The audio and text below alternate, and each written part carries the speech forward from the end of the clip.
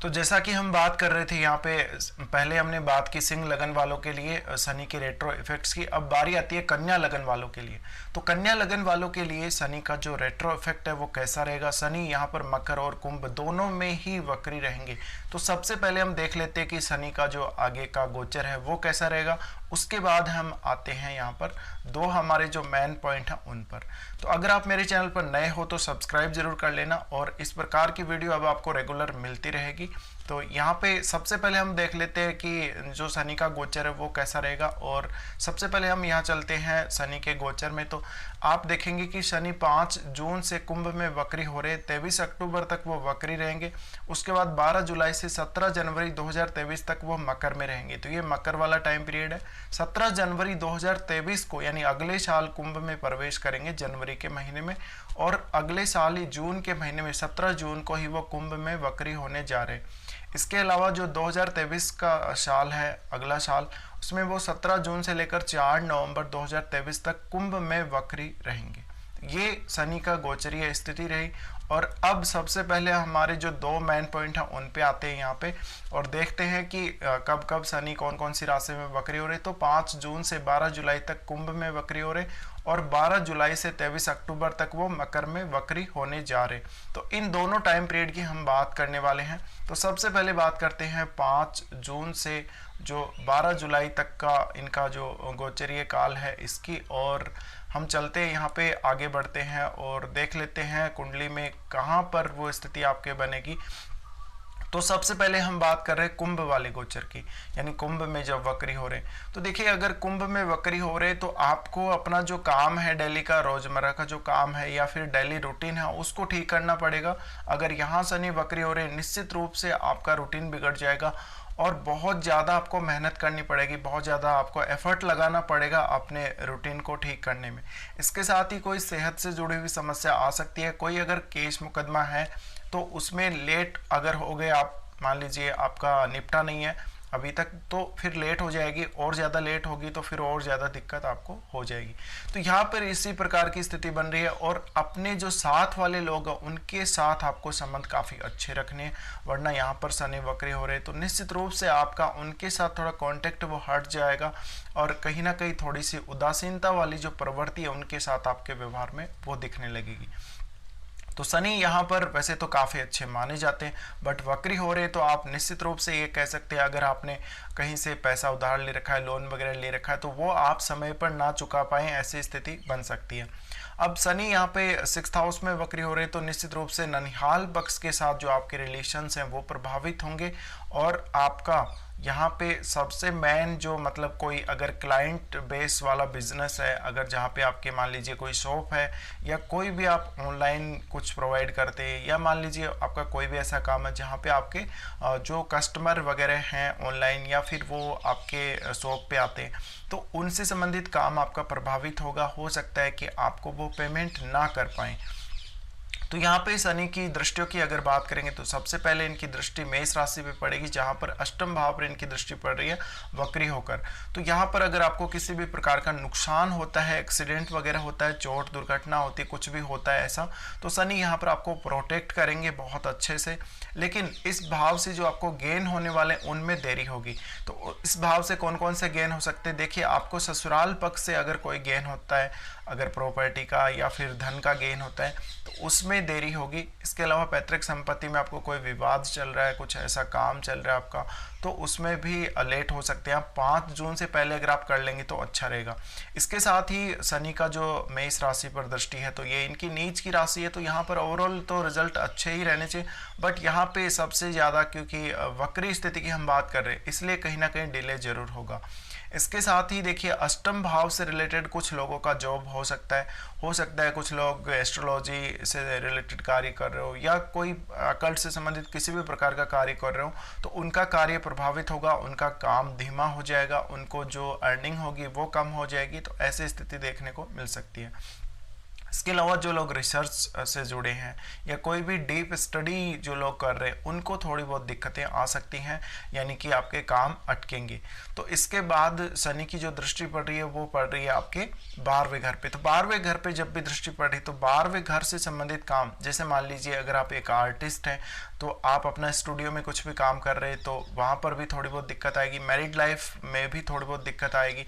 इसके अलावा शनि का जो प्रभाव है 12वें घर पे, तो अगर आपको फॉरेन से कोई गेन होना है, फॉरेन से कोई फ़ायदा होना है, आप फॉरेन जाने वाले या फॉरेन से अपने देश आने वाले, तो ये सारे कार्य आपके प्रभावित होंगे। इसके अलावा 12वें घर में हमारा शयन का सुख है, तो निश्चित रूप से शयन का आपका सुख प्रभावित होगा, आपकी नींद पर इसका इफेक्ट पड़ेगा। इसके अलावा यहाँ पर जो लोग जैसे साधु संतों वाली प्रवृत्ति वाले जो लोग होते हैं और जो किसी प्रकार की साधना उपासना में हमेशा हमेशा लीन रहते, तो ऐसे लोगों की लाइफ भी थोड़ा सा धीमे होने वाली है। तो यहाँ पे जो इनकी दृष्टि पड़ रही है निश्चित रूप से आपका कोई भी ऐसा गेन होने वाला उसको प्रभावित करेगी। साथ में देखिए, अगर आपने कोई इलीगल कार्य कर दिया और आपको जेल होने की संभावनाएं बन रही, तो उसमें ज़रूर देरी हो जाएगी, तो आप थोड़ा बच जाएंगे और आप अपना जो प्रोटेक्ट करने का, खुद को प्रोटेक्ट करने का जो रास्ता है वो किसी ना किसी तरीके से निकाल लेंगे। इसके अलावा शनि का यहाँ पर वक्री होना, जो वकालत का काम कर रहे हैं, जो वकील हैं, जो एडवोकेट हैं, उनके काम को भी सबसे ज़्यादा प्रभावित करेगा।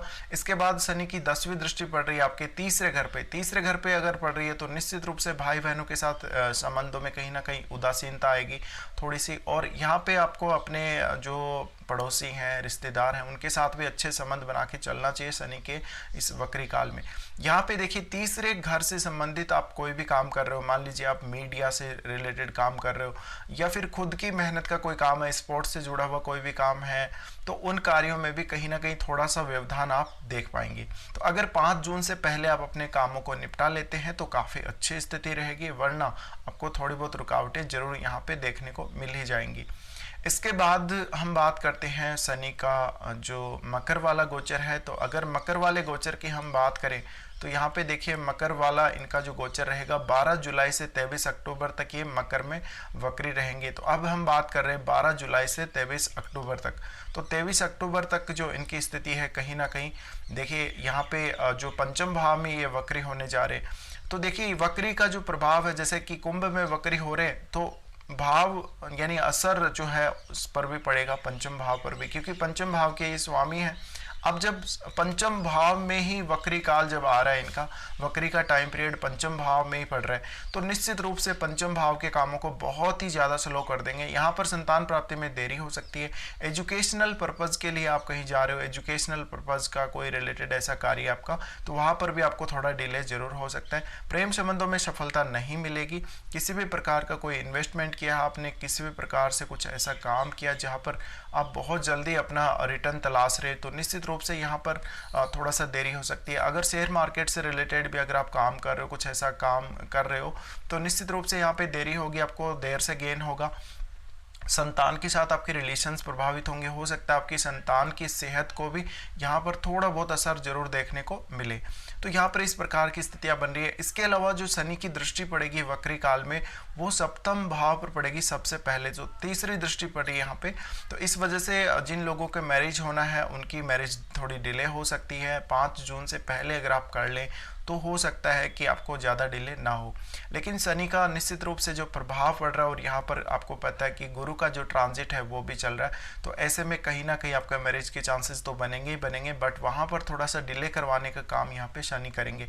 अब अगर आप कोई बिजनेस चलाना चाहते हैं 5 जून के बाद, तो वहाँ पर भी थोड़ी बहुत डिले जरूर देखने को मिलेगी जैसे ही शनि वक्री हो जाएंगे। और जो इनका मकर वाला वक्री काल है उसमें निश्चित रूप से आप प्रभावित होंगे। अगर बिजनेस का कोई प्लान कर रहे हो या कोई पार्टनरशिप का प्लान कर रहे हो, कोई नया इन्वेस्टमेंट कर रहे हो आप कहीं पे, तो उससे रिलेटेड कार्यों में भी आप काफ़ी ज़्यादा देरी यहाँ पर देखेंगे। इसके अलावा शनि की जब दृष्टि पड़ रही है यहाँ पर वक्री होकर, तो निश्चित रूप से आपको पार्टनर के साथ भी थोड़े से तालमेल में कमी देखने को मिल सकती है। मैरिड लाइफ में हालांकि किसी प्रकार की कोई बहुत बड़ी समस्या तो नहीं आएगी, बट कहीं ना कहीं थोड़ा सा तालमेल आपका बिगड़ेगा। जीवन साथी की सेहत को लेकर भी आपको थोड़ा सा कॉन्शियस जरूर रहना चाहिए। अब यहाँ से इनकी जो 7वीं दृष्टि पड़ रही है वो पड़ रही है आपके गेन वाले हाउस पे, 11th हाउस पे। तो 11th हाउस से जो भी आपको गेन होने हैं वो रुक जाएंगे। कहीं ना कहीं से पैसा अटका हुआ है, पैसा मिलना था, दोस्तों से कोई सहयोग प्राप्त करना चाहते हो या अपने बड़े भाई से कोई ना कोई सहयोग प्राप्त करना चाहते हो, तो वहां पर भी थोड़े सा डिले जरूर देखोगे। इसके अलावा अगर आपका कोई ऐसा काम है जहां पर आप ग्रुप्स के साथ जुड़कर काम कर रहे हो, टीम वर्क कर रहे हो, तो उसमें भी थोड़ा सा जो गेन होगा आपको वो कम हो जाएगा या फिर वो डिले हो जाएगा। तो यहाँ पर जो धन संबंधी स्थितियां उनको ये प्रभावित कर ही रहे।